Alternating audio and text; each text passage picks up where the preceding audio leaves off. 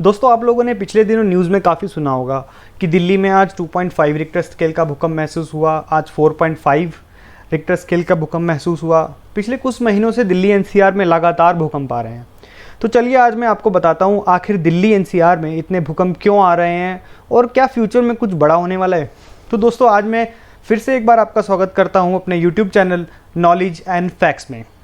तो शुरू करने से पहले हम ये जान लेते हैं आखिर भूकंप आते क्यों हैं। दोस्तों जैसा कि आप सभी जानते हैं कि जो हमारी अर्थ है वो लेयर्स से मिलकर बनी होती है। सबसे अंदर वाली लेयर को इनर कोर कहा जाता है, उसके बाद आती है outer core, then mantle and then crust.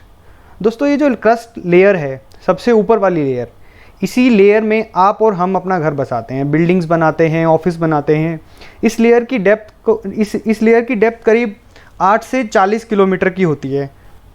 दोस्तों ये जो क्रस्ट लेयर है ये बहुत सारे हिस्सों में बटी हुई है, ये सिंगल जॉइंट लेयर नहीं है और इन बटे हुए हिस्सों को टेक्टोनिक प्लेट्स कहा जाता है। हमारे अर्थ की पूरी क्रस्ट 19 से 20 टेक्टोनिक प्लेट्स में बटी हुई है।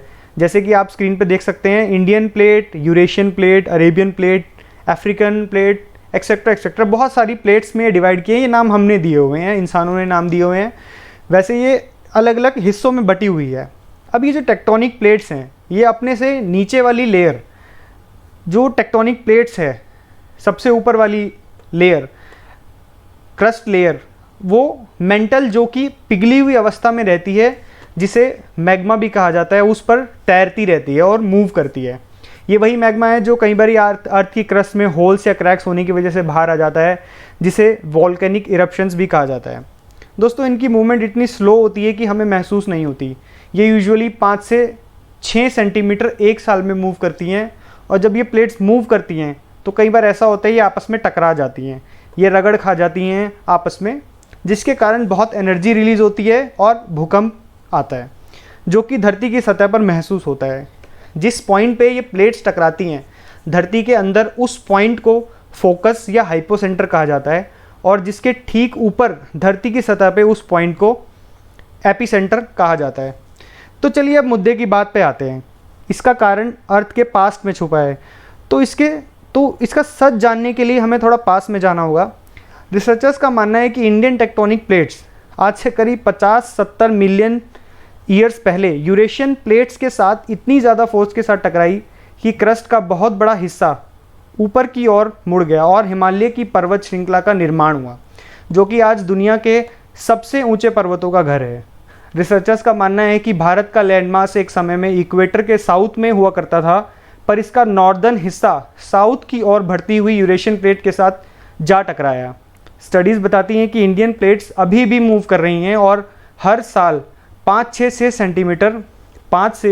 6 सेंटीमीटर एशियन प्लेट्स की ओर बढ़ रही हैं, जबकि करीब 5.5 करोड़ साल बीत चुके हैं। दूसरी तरफ जियोलॉजिस्ट का मानना है कि लगातार माउंटेन्स का फॉर्मेशन इसी मोशन का परिणाम है।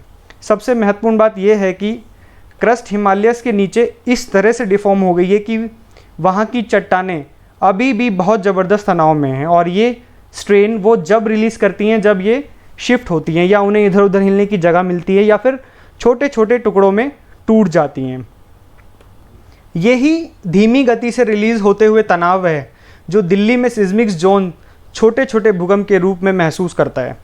दोस्तों ये समझने के लिए दिल्ली ही क्यों, तो मैं आपको बता दूं कि दिल्ली हमारे 4 सिस्मिक जोन्स यानी जोन 2, 3, 4, 5 में से, जिसमें 5वां हाईएस्ट रिस्क जोन होता है अर्थक्वेक के लिए, चौथे नंबर पे आती है, जिसे हाई रिस्क जोन कहा गया है। बाकी 2 जोन्स यानी zone 3 and zone 2 less risk and lesser risk zone है, उसमें भूकंप कम आते हैं, जैसा कि आप स्क्रीन पे देख सकते हैं। अब सवाल उठता है कि अगर क्रस्ट इसी तरह धीरे धीरे सारे स्ट्रेस लूज़ कर सकती है तो फ्यूचर में बहुत बड़ा अर्थक्वेक नहीं आ सकता। अब सवाल के हिसाब से बात तो सही है, लेकिन अर्थ क्रस्ट में बहुत ज़्यादा एनर्जी है। कितनी ज़्यादा? आपको नेपाल का 2015 का भूकंप तो याद ही होगा, जो कि 7.8 रिक्टर स्केल का था, जिसने 9,000 लोगों की जान ली। रिसर्चर्स का मानना है कि नॉर्थ वेस्ट में हिमालयन सिस्मिक गैप है, जो कि हिमालय का बहुत बड़ा सेक्शन है, उसमें पिछले 200 से 500 सालों में बहुत बड़ा भूकंप नहीं आया है। रिसर्चर्स का मानना है कि दिल्ली जिस सिस्मिक जोन का हिस्सा है वह फ्यूचर में बहुत बड़े अर्थक्वेक के लिए बाकी है, जिसको सिस्मिक गैप कहा जाता है। तो दोस्तों मेरा इस वीडियो से आपको डराने का कोई पर्पज़ नहीं है। ज्योग्राफी में दुनिया को लेके बहुत सारे फैक्ट्स छुपे हैं। So this is a video just for knowledge purpose. और आप और हम जानते हैं कि ये प्रकृति का हिस्सा है, तो इसमें हम कुछ कर नहीं सकते।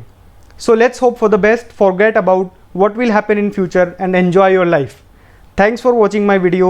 Please do not forget to like, share and subscribe. And for latest updates, don't forget to press bell icon and subscribe my channel. Thank you very much.